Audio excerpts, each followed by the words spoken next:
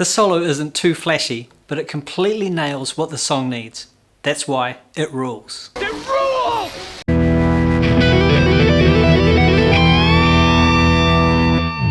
Hey, it's Owen here. I've been playing guitar since the late 80s. I've done originals gigs, tribute band gigs, and I played hundreds of cover gigs. But in all that time, I've never learnt a guitar solo start to finish.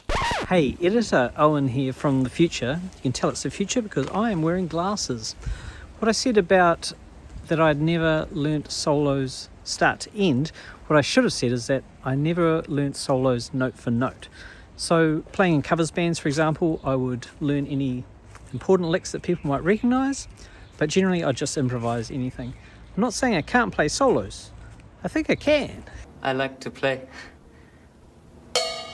So I'm writing that wrong starting right now. I'm going to learn some of the solos which really matter to me. This series is called Solos That Rule. In each episode I'll take a solo that I really love, play it, pull it apart, and tell you why it really works. Whether that's the tone, the phrasing, or all the little details that you miss when you hear it at full speed. Today we're starting things off with Poison by Alice Cooper. Now it's not the flashiest guitar solo you'll ever hear, but it is late 80s goodness, and it was exactly what the song needed.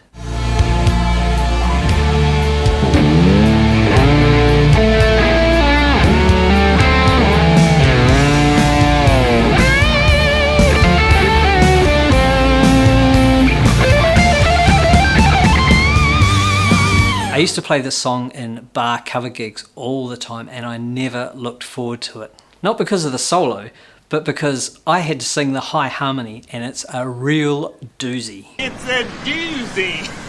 And when you're coming off the back of an April Sun, Summer of '69, wagon wheel combo, it's the last thing you want to be doing. But these days I just get to enjoy the guitar part, which is really nice because there's some very cool stuff going on in there. So why does this solo rule? First of all, it serves the song. It doesn't try and hijack the song, but it's there to support it. In fact, the first part of that solo is actually a direct callback to the main riff. Secondly, it's got great phrasing. It's not all about going at warp speed, and even though that lick at the end sounds really fast, it's not actually going to muddy McFry your brain. Thirdly, the notes aren't that complicated, but there's some real spice to the delivery of them. In particular, the whammy bar scoops in the first section are just chef's kiss. And there's a half step note bend in there that is just top tier. As I mentioned, the first part of that solo is a direct callback to the main riff. I'll just play that riff for you now so you get it into your head.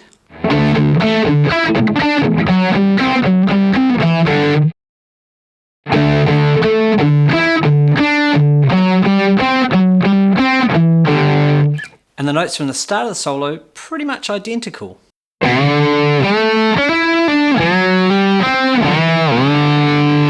Now the very cool thing that's being done here is the whammy bar scoops into the notes. So I keep saying whammy bar scooping, but what am I talking about? Good question. To do a whammy bar scoop, we'll start with the bar pressed slightly down before we pick the note.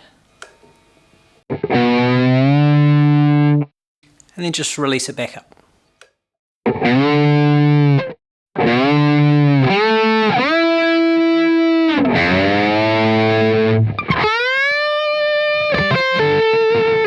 The second part of the solo has some really great phrasing.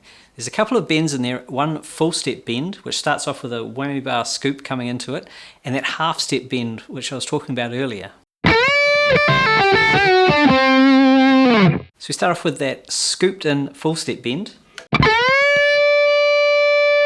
and then into a pretty standard D minor pentatonic rundown, and then we hit that half step bend.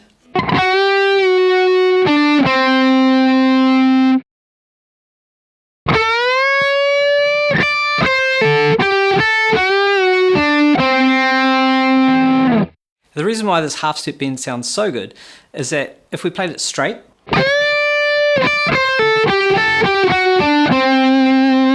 it's got a particular sound, it's not bad, but it could be better.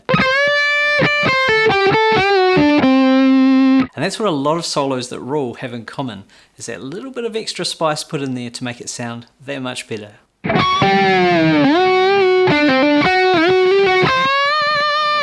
if you've listened to a lot of Richie Sambora solos, you probably know there's got to be a fast run at the end. Why did he always end his solos with a fast run? I don't know, but it worked. I'll just slow that down a little bit for you.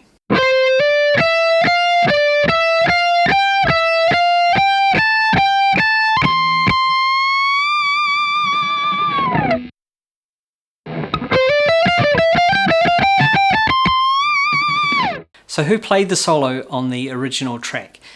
Well, you might think it was Kane Roberts. I know I did. Do you really need all those muscles to play the guitar?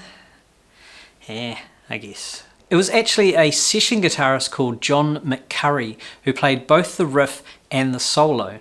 He's actually credited as one of the writers on that song, probably for that riff. Fun little rabbit hole that you might want to go down. If you love this song, Poison by Alice Cooper, you should check out Encircled by John Waite. You might be quite surprised.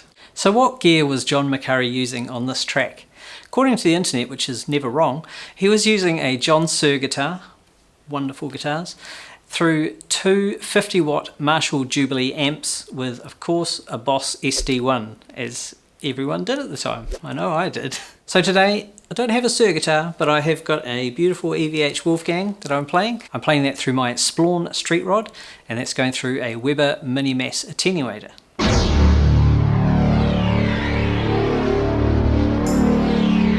So why does the Poison solo rule? It serves the song, it's got great attitude, but it's all about the phrasing and the delivery. Thanks for watching today. I hope you enjoyed that solo. If you've got a solo you think I might love, drop it in the comments and you might see it in an upcoming episode. And if you did enjoy this, hit subscribe for more solos that rule.